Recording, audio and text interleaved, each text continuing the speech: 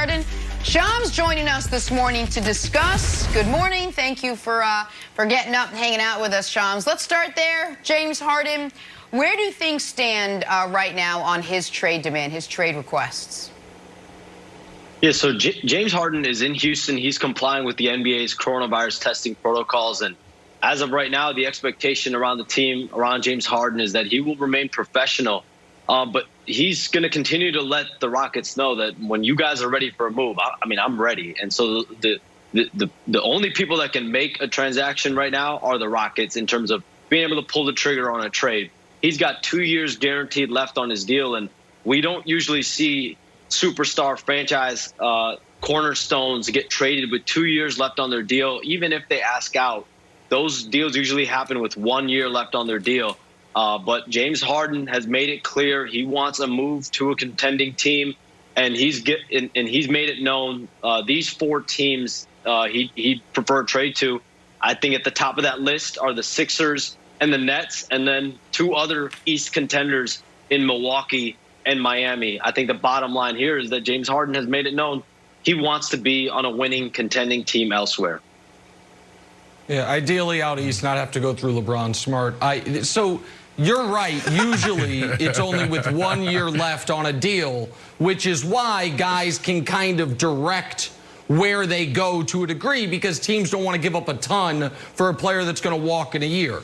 Because James has 2 years left, what are you hearing about teams that might not be on his list that might say he's not going to retire? We want James Harden. He's going to be, we're going to have the asset for 2 seasons. Is there a market for him outside of the teams that he's listed?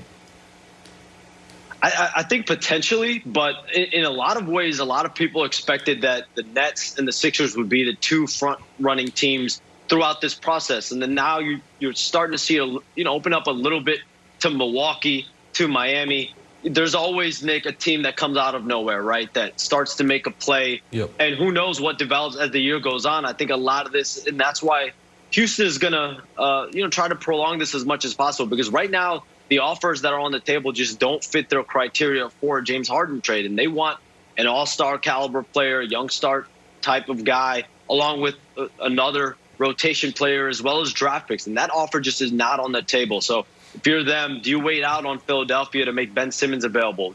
If they ever do, do you wait for another offer elsewhere from a team that might not be in the picture?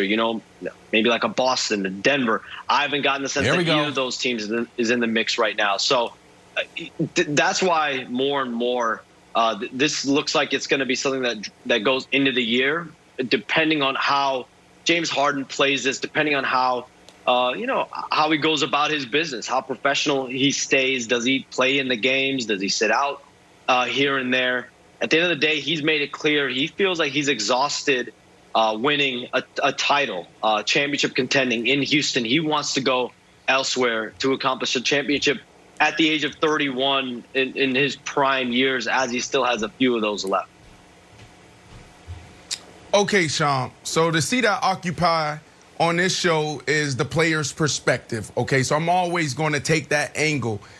If I'm James Harden, right, and you're saying, and you said it a few times already, he's going to move accordingly and he's going to be professional. So what does that really mean? Because this guy has been in Vegas. He's hanging out with little baby. He's not talking to ownership. He's only talking to his assistant coach. He's not even really talking to the head coach. So how messy is this situation? You just said this could go into the season. How messy is this situation right now? I think from the outside perspective, it doesn't look totally professional, but in terms of those who know James Harden and the way he's operated around that franchise over the course of his 8 years there, I mean, this is, James Harden going to a city for, 2, 3, 4 days at a time and then coming back and really being on his own time schedule. That's not unknown for him, for this franchise, for a couple other players around the league. Like some guys move this way, and James Harden has operated in this fashion. Houston's allowed him to operate in this fashion.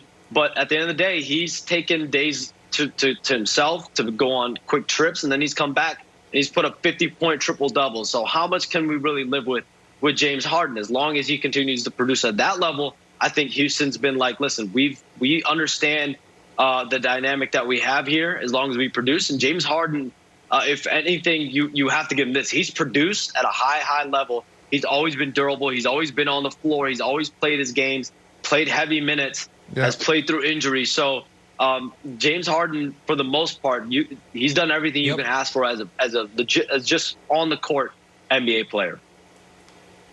Shams, how do you think the trade speculation is reverberating to the trade targets? So we hear like, oh, maybe Miami will give up Tyler Hero. Oh, maybe it's a Michael Porter Jr. thing. Maybe it's if Ben and Embiid don't work. And then yesterday you wrote like, Houston's not interested unless they're getting KD or Kyrie. And I think KD is locked in. Well, then it's like, oh, maybe Kyrie goes. And Steve Nash was asked about Harden. So how do you think it's reverberating for those other teams knowing that this specter of a Harden trade is out there?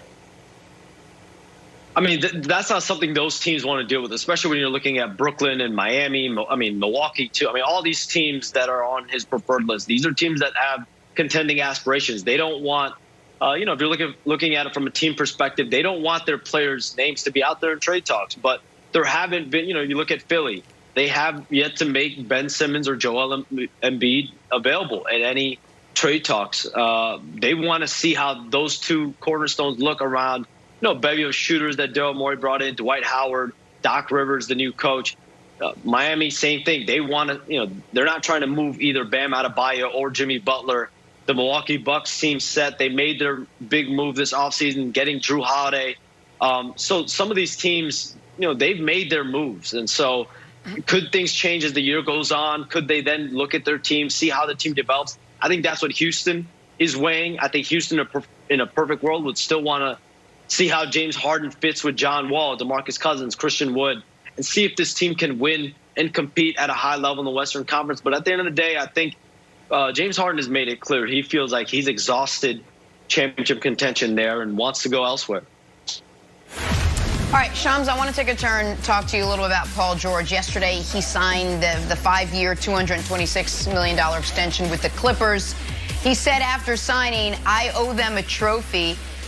How about just starting by showing up in the playoffs, Paul? So, Shams, what does the deal mean for Kawhi's future with the Clippers? Yeah, so Paul George signing this 4-year, $170 million extension, I think just signifies, solidifies his future with the Clippers. He's wanted to be there long term the moment he got there. And for Kawhi Leonard, the plan always is these two guys leading this franchise for years to come. Obviously, Kawhi Leonard signed a 2+1 contract in free agency in 2019 to align himself with Paul George's deal, and now Paul George has re-signed. Kawhi Leonard is not eligible for an extension right now, so he will be a free agent most likely with this player option next year. And as long as I think the Clippers take care of business, they feel confident that they're in a good place with Kawhi Leonard, and that has been the intention. That is why he went back home to L.A. To really put down roots there with that franchise, with that organization. Again, we have a full year to play out with Ty Lue at the helm now, a new coaching staff, different players with Serge Ibaka in the mix now. They need to perform at a much higher level than they did last year. Last one, and this is going to sound a little odd, but what does Paul George's extension mean for Paul George's future with the Clippers? Because I know that he can't be, he's not eligible to be traded now that he signed this until after this year's deadline. But if they don't win the title, and this next year looks anything like this past year, they now have still a really, really good player, a top 20 player in this league, locked up for 4 more seasons. Do you think part of their thinking in giving him this deal is hopefully it works, and if it doesn't, we have what is a really attractive asset to potentially trade elsewhere to try to reboot the thing around Kawhi? I mean, I think that just goes into team building as far as, listen, you try to bring guys back, especially star players back on multi-year deals, and the goal is for it to work out, right? I mean, you never know how things play out. I think their intention now with this contract is for him to be a Clipper for the rest of his career, to retire a Clipper. I don't think they're going into it with the intention of trading him because I don't think they expect things to go as bad. So we saw this past year when they didn't win at the highest level, right? They got rid of Doc Rivers. They changed their roster dynamic. letting Montrezl Harrell walk as a free agent, signing Serge Ibaka. So, I mean, I guess never say never, Nick, especially in the NBA. But I think their intent here is for Paul George to be a Clipper the rest of his career. Shams, thanks so much for hanging out with us this morning. Great insights. Great to have you on. Great job, man. We got to take a turn now. Text me, Talk some Sean. football on the other side. Me. And don't text him. You're going to get a barrage of Shams. Just trust me. You're going to get a barrage of texts. One of the hottest receivers in the NFL stopping by on the other side. Adam Thielen joins the conversation next. First things first. Thank you, Shams. Take my advice.